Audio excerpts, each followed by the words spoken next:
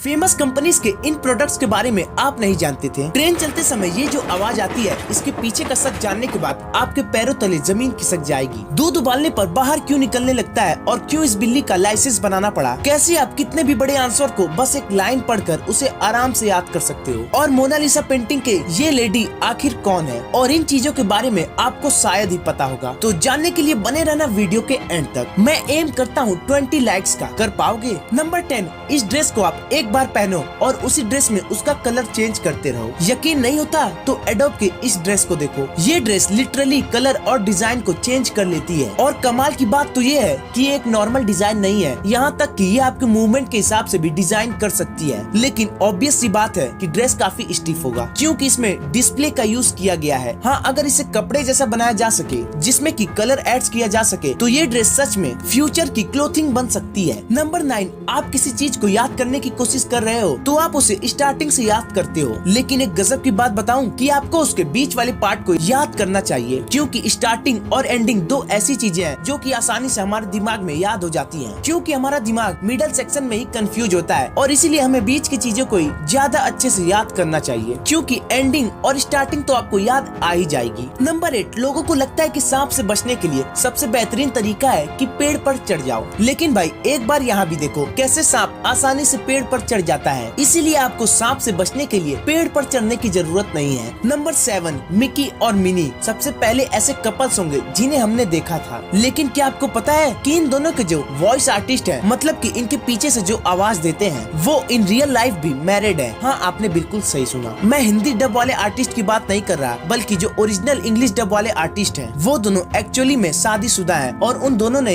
इन दो कैरेक्टर्स को वॉइस दी है। नंबर 6, क्या आपने कभी सोचा है कि दूध उबलते समय बाहर क्यों निकलने लगता है और जब हम पानी को उबालते हैं तो वो क्यों नहीं बाहर निकलता? तो आइए जानते हैं। दूध और पानी के उबलने का तरीका थोड़ा कैजुअल है, नहीं थोड़ा अलग होता है। दरअसल दूध में 87% पानी होता है और बाकी में प्रोटीन्स, फैट्स, विटामिन, मिनरल्स और कार्बोहाइड्रेट्स होते हैं। तो जब आप दूध को उबालते हो तो पानी भाप बन जाता है और ऊपर की तरफ जाता है, क्योंकि गर्म हवा हमेशा ऊपर जाती है। और जब आप दूध को उबालते हो तो दूध की क्रीमी लेयर भाप को रोक देती है, जिससे कि प्रेशर बढ़ जाता है और दूध बाहर निकलने लगता है। और पानी में ऐसी कोई भी चीज नहीं होती जो कि भाप को रोके, इसीलिए वो चुपचाप एवेपोरेट होता रहता है और बाहर नहीं निकलता। नंबर 5, ये देखो इस बिल्ली का लाइसेंस है और इसमें बिल्ली का पंजा भी है। ये एक्चुअली में बिल्ली का सीलिंग लाइसेंस है, यानी कि आज के टाइम के हिसाब से बोले तो ये बिल्ली एक मर्चेंट नेवी ऑफिसर है और ये मिड 28th सेंचुरी में शिप में ट्रेवल करती थी और इन शिप्स के लोगों की मदद करती थी, चूहों को खत्म करके। ऐसे मर्चेंट्स के जो गुड्स होते हैं वो सही सलामत रहते हैं, वो उन गुड्स को एक्चुअली प्रोटेक्ट करती थी और इसीलिए इसका सीलिंग लाइसेंस बनाया गया, क्योंकि ये काफी वक्त तक उन्हीं शिप मेंबर्स के साथ ट्रेवल कर रही थी। यहाँ तक कि लाइसेंस पर सिग्नेचर की जगह पर इसका फिंगरप्रिंट भी है, जैसा कि आप यहाँ पर देख सकते हो। आपके लिए एक बोनस फैक्ट, घर को बनाने में वैसे तो कई महीने लग जाते हैं, लेकिन एक बार यहाँ देखो, घर सिर्फ 2 घंटे 45 मिनट में पूरी तरीके से बन के तैयार हो गया था और इसे बनाने के लिए कई लोगों ने एक साथ काम किया था और ये वर्ल्ड रिकॉर्ड का ट्राई कर रहे थे, जिसमें कि ये लोग सक्सेसफुल भी हो गए। और ये बात 1983 की है और तब भी लोगों ने मिलकर ये पूरा फंक्शनल घर तैयार कर दिया था। और ऐसा भी नहीं है कि ये घर अंदर से बिल्कुल खाली था, बल्कि इस घर के अंदर स्टेयर्स, फ्लोर,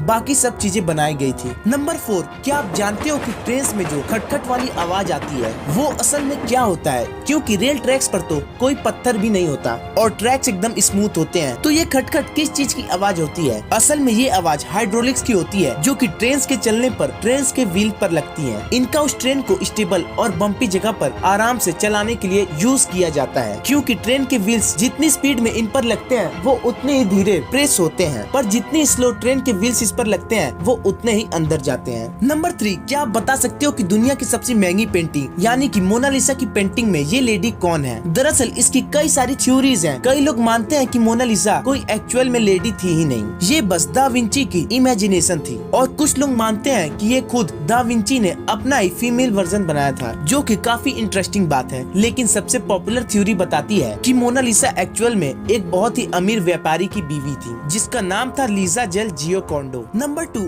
आज मूवीज में यूज करने के लिए VFX, CGI जैसी कई सारी चीजें हैं, लेकिन पहले ये सब नहीं हुआ करता था। तब इल्यूजन्स का यूज किया जाता था मूवीज को शूट करने के लिए, जैसे कि इस वीडियो में देखो। इल्यूजन का यूज करने में खासकर चार्ली चैपलिन बहुत तेज थे, जैसे कि इस वीडियो में लग रहा है कि ये किसी बिल्डिंग के ऊपर शूट किया जा रहा है, लेकिन एक्चुअली में ये कुछ इस तरीके से पर्सपेक्टिव चेंज करके शूट करते हैं और बिल्कुल ऐसा ही यहाँ होते दिख रहा है। ये पूरे तरीके से अलग अलग पर्सपेक्टिव का इस्तेमाल करते हैं और कभी कभी मिरर जैसे ऑब्जेक्ट का भी यूज करते हैं इल्यूजन बनाने के लिए। नंबर 1, हर एक फेमस कंपनीज के पॉपुलर प्रोडक्ट्स होते हैं जिसने कि उन्हें फेमस बनाया होता है, लेकिन इसी के साथ इनके लेसर नोन या रेयर या फिर आप कह सकते हो कि फेल्ड वर्जन भी होते हैं। जैसे कि हेंस का टोमेटो केचप किसे नहीं पता, ये पूरी वर्ल्ड में बेस्ट टोमेटो केचप बनाने वाली कंपनीज में से एक है। लेकिन उन्होंने एक बार सोचा था कि अगर वो अपने टोमेटो केचप का कलर चेंज कर दें तो क्या पता ज्यादा बच्चे अट्रैक्ट हों। तो उन्होंने टील, ग्रीन और पर्पल कलर के टोमेटो केचप बनाना शुरू किया। ये टेस्ट तो वैसे ही करता था लेकिन कलर अलग था और इन्होंने जैसा सोचा था कि ये पॉपुलर होगा, पर ऐसा बिल्कुल नहीं हुआ, बल्कि ये बहुत ज्यादा बड़ा फेलियर साबित हुआ और कुछ साल में इसे बंद कर दिया गया। और फिर मैंगो बाइट तो आपको पता ही होगा, ये सबके बर्थडे में हमको मिला करती थी। लेकिन इसका एक भाई भी है, ऑरेंज बाइट, जो कि इतना पॉपुलर नहीं है और इसका एक रीजन ये भी है कि 2006 से मैंगो बाइट कुछ सालों के लिए डिसकंटिन्यूड कर दिया गया था हाइजीन के इश्यू को लेकर। फिर आता है 1992 की क्रिस्टल पेप्सी,